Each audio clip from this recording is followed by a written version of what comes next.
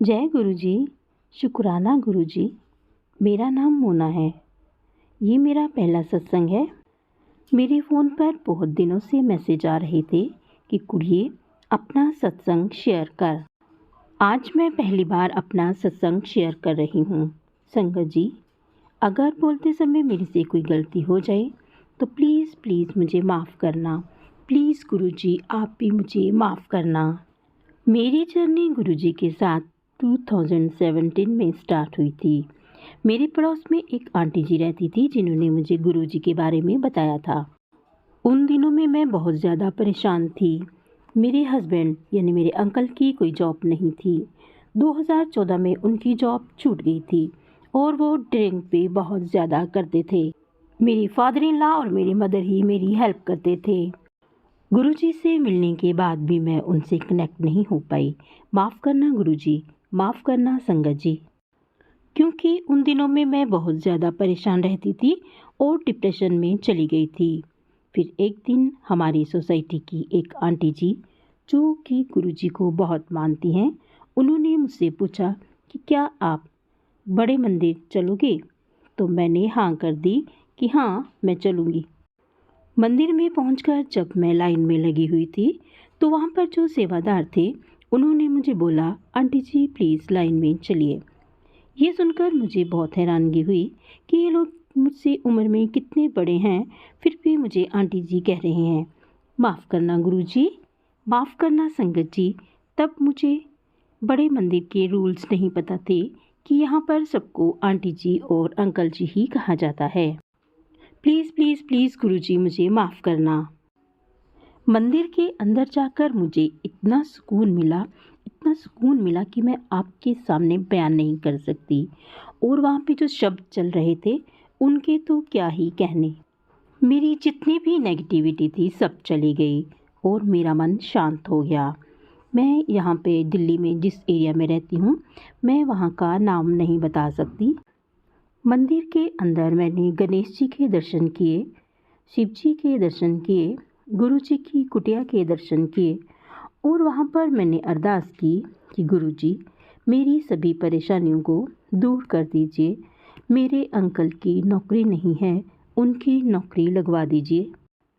मंदिर में फिर हमने लंगर प्रसाद भी किया और वापस जब हम आने लगे तो काफ़ी अंधेरा हो चुका था और हम लोग 4-5 लेडीज़ थे।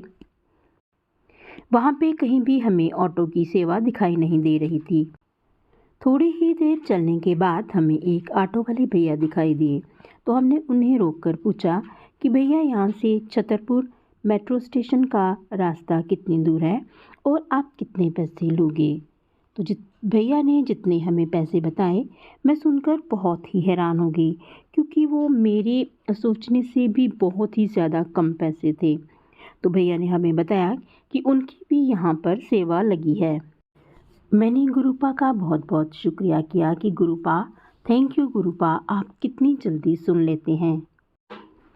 फिर 2018 में मेरे हस्बैंड की जॉब भी लग गई थी। मैंने गुरुजी का बहुत बहुत शुक्राना किया।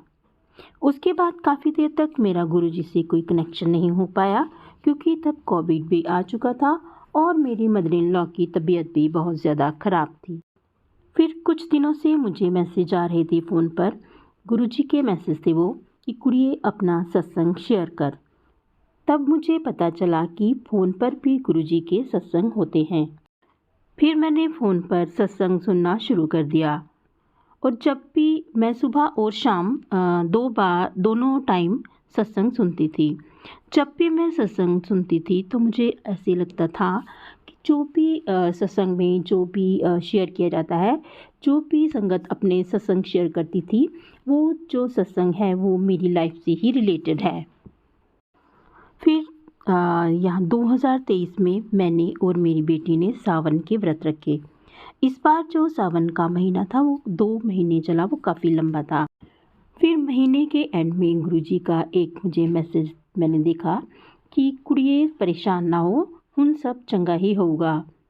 तो मैंने गुरुजी से प्रार्थना की कि गुरुजी मैं बहुत ज़्यादा परेशान हूँ, क्योंकि मेरे हस्बैंड ने, मेरे अंकल ने जो पैसे ब्याज पर दे रखे थे उनका एक भी पैसा जो था उन्हें नहीं मिल रहा था।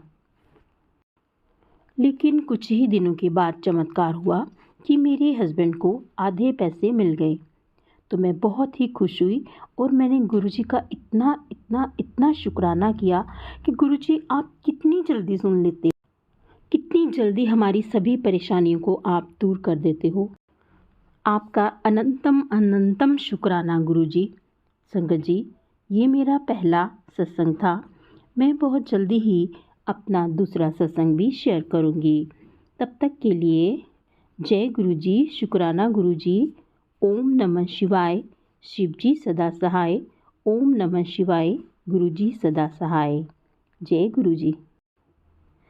बहुत ही प्यारा सत्संग था संगत जी। देखा आपने, हमारे गुरुजी हमारी प्रॉब्लम्स को, हमारी परेशानियों को कितनी जल्दी समझ लेते हैं, कितनी जल्दी दूर कर लेते हैं।